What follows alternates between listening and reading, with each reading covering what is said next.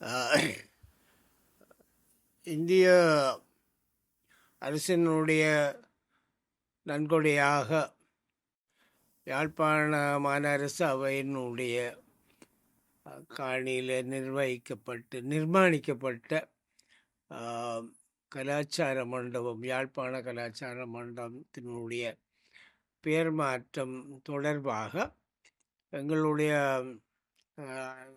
பல செய்திகள் ஊடகங்களில் வெளிவந்ததை தொடர்ந்து எங்களுடைய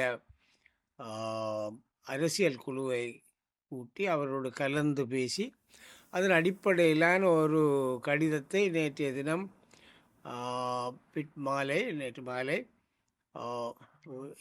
யாழ்ப்பாணத்தில் இருக்கிற துணை தூதுவர் மதிப்பார்ந்த சாய் முரளி அவருடன் நான் கொடுத்திருக்கிறேன். அதோடு நான் சில விடயங்கள் ஆவணப்படுத்தி பிரச்சனைக்கு உள்ளாக்காமல் சில விடயங்களை அவரோடு நான் கலந்து பேசியிருக்கிறேன். இது ஒரு உணர்வு பூர்வமான விடயம் என்பதையும் நாங்கள் புரிந்திருக்கிறோம்.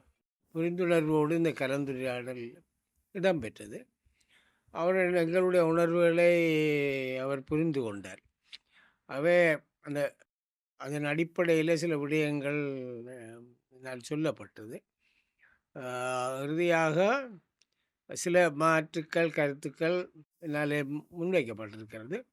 அவர்கள் அதை பரிசீலிக்கிறதுக்கு நிச்சயமாக தான் பரிசீலித்து தங்களுடைய மேல்மன்றத்தோடு பேசி ஒரு சுமூகமான முடிவை எட்டக்கூடியதாக இருக்கும் என்ற முடிவோடு தான் அந்த கலந்துரையாடல் நிறைவு செய்திருக்கிறது. நான் நினைக்கிறேன் இந்த விடயத்திலே ஒரு திருப்திகரமான ஒரு தீர்வு ஏற்படக்கூடிய வாய்ப்புகள் அதிகமாக இருக்கின்றது. ஏதோ ஒரு மாற்றங்கள் வரும். ஓரளவுக்கு அந்த பெயர் நீக்கங்கள் அல்லது என்ற பேச்சுக்கள் இல்லாமல் ஒரு சுமூகமான விசாரணை ஏற்றுக்கொள்ளக்கூடிய ஒரு தீர்வு எட்டப்படும் என்று நான் நம்புகின்றேன். ஆனால் 25ஆம் தேதி அந்த கூட்டத்திலே கலந்து கொள்வதாக எந்த ஒரு முடிவும் எடுக்கப்படவில்லை. அந்த கலந்துரையாடல் அல்லது கட்சிகளோடு பேசுவதற்கு 7 பேர் கொண்ட குழு நியமிக்கப்பட்டாலும் கூட 25ஆம் தேதி அவர்கள் கஜேந்திரகுமார் அளித்த கூட்டங்களுக்கு பங்கு பெற்றுவதை பற்றியான எந்த தெளிவான முடிவும் எடுக்கப்படவில்லை. மறுபடியாக அதில் கலந்து கொள்வார்கள்ன்றது எனக்கு சரியாக தெரியல. ஆனால் நான் அப்போ அந்த முடிவில்லாதபடியால் கலந்து கொள்கிற சாத்தியங்கள் குறைவேண்டு தான் நான் நினைக்கிறேன். ஒருவேளை 2 பேர் போய் கலந்து கொள்கிறார்களோ எனக்கு தெரியாது. ஆனால் கட்சி ரீதியாக நாங்கள் அந்த இதில் கலந்து கொள்வதாக, ஆனால் நாங்கள் மிக தெளிவாக இருந்தார்கள்.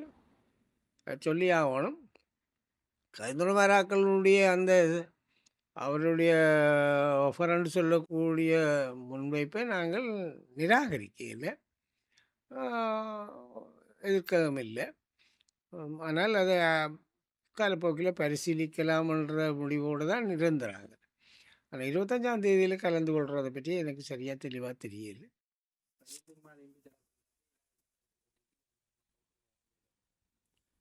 கட்சி ரீதியாக இதுவரையில் நான் தான் இது தலைவர், பதிலெல்லாம் ஜாபில் இல்லை. செயலாளரும் பதில் இல்லை, அவரும் ஜாபின்படி பொதுச் செயலாளர் தான். சரியோ புள்ளியோ இப்போதைக்கு நான் பதில் வச்சுக்கொள்வோம், பதில் தலைவர் என்ற வகையில் எனக்கு அப்படி ஒரு அறிவித்தல் அல்லது அழைப்பு கிடைக்கல. மற்றது பொதுச் செயலாளருக்கு கிடைத்ததாகவும் எனக்கு தெரிவிக்கப்பட இல்லை. திரு ஸ்ரீதரன் எம்பிட்டு தான் சொன்னால் நீங்கள் அந்த விடயத்தை முதல் முன்வையும் கொண்டு அவர் தான் அந்த விடயங்களை முன்வைத்து விளங்கமாக சொன்னவர். என்ன நம்ம கதைச்சது, எவ்வாறு கதைச்சது, என்னுடைய இந்த மாதிரி பகிர்ந்து கொண்டு எல்லாம் கதைச்சது ஸ்ரீதரன் அதை பேசினவர்.